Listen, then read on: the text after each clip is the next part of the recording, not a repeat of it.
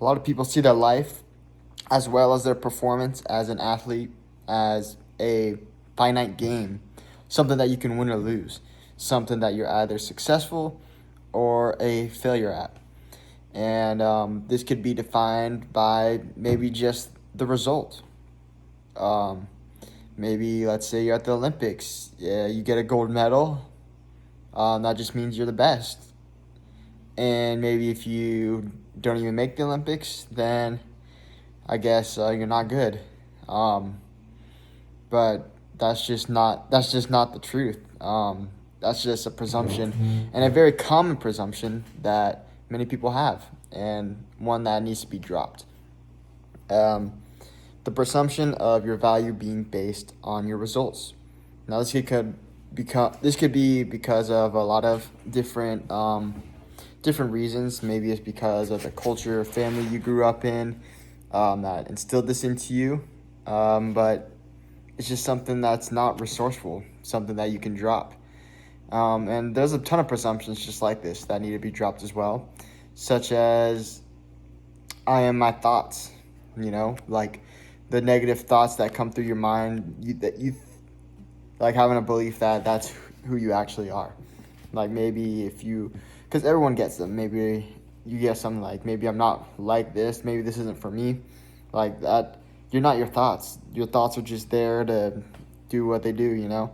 Um, so if your thoughts are telling like this isn't for you, like that's just your thoughts. The truth is like it is for you, and there's really nothing that your thoughts can do against wise, because you're not your thoughts. Your whole body, you're not your thoughts. Okay, I'll just leave it at that. Another presumption is that the best athletes or the best performers were just born that way. They were genetically gifted. But the truth is, like, whatever abilities you were born with hard work and continuously practicing on these set skills, you're eventually going to reach the same level or a better level as these athletes. And usually it's kind of just a little bit of short term, or like their benefit is in the short term for some of these athletes. And whatever you think your body can achieve, it's a lot more. This is gonna sound kind of stupid, but one of my favorite games is Clash of Clans. I like to compare a lot of things to that, and I would kind of compare this to maybe you just started at a lower town hall than another person. Maybe they got gifted a higher town hall, so they got to start in the game a little bit more ahead.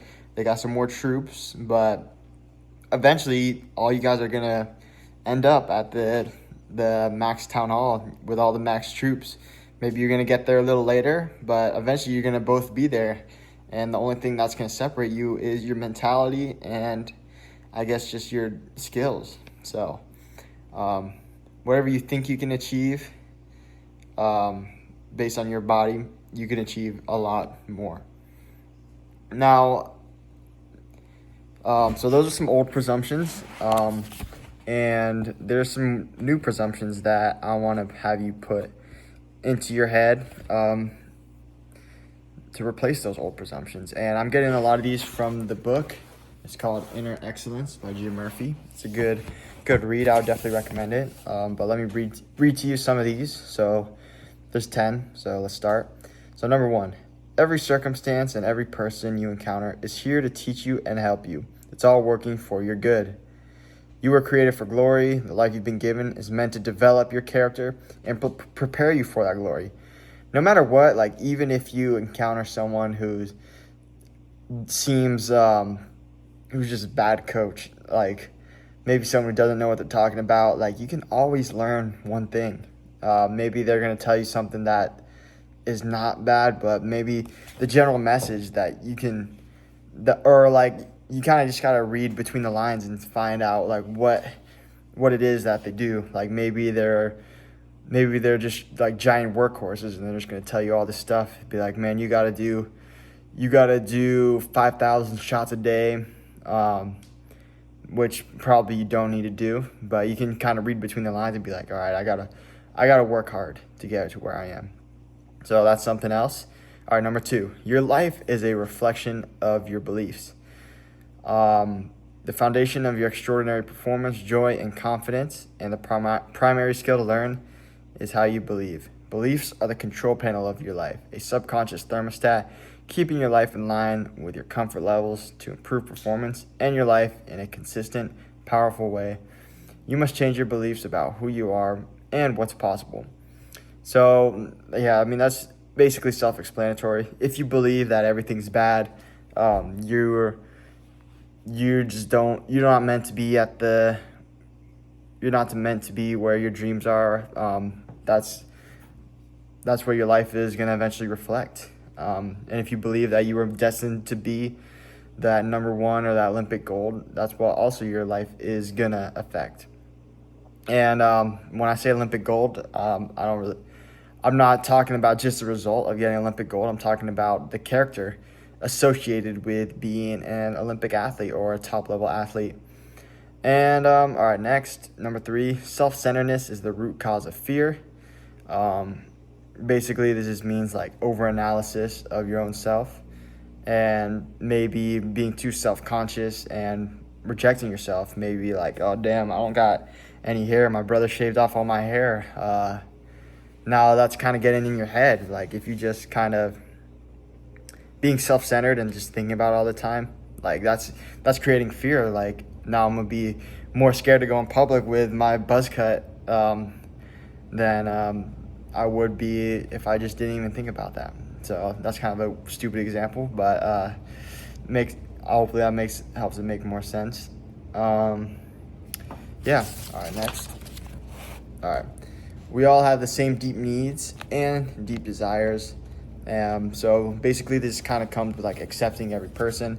Every person wants the same things. They want to be loved, be accepted, and everyone does what they need to do in order to meet this need. And yeah, that's maybe next time think about that. And next time you're talking with someone or just in a conversation with someone, I guess, and you're just wondering like what they're thinking. Like they're not out to get you. They just want their own love, basically. And number 5, everyone does the best they can do with what they have. So this basically means like if someone's being a jerk, someone's being a douchebag or something, they're just doing the best with what they got. Maybe they weren't given love, they don't have any joy or peace, and they don't have that. So that kind of makes them angry or makes them more self-centered, like we talked about earlier. All right, number 6, the map is not the territory. So the world you interact with isn't reality. It's the one your mind created based off the way you've processed events in your life so far. Number 7, you are not your mind.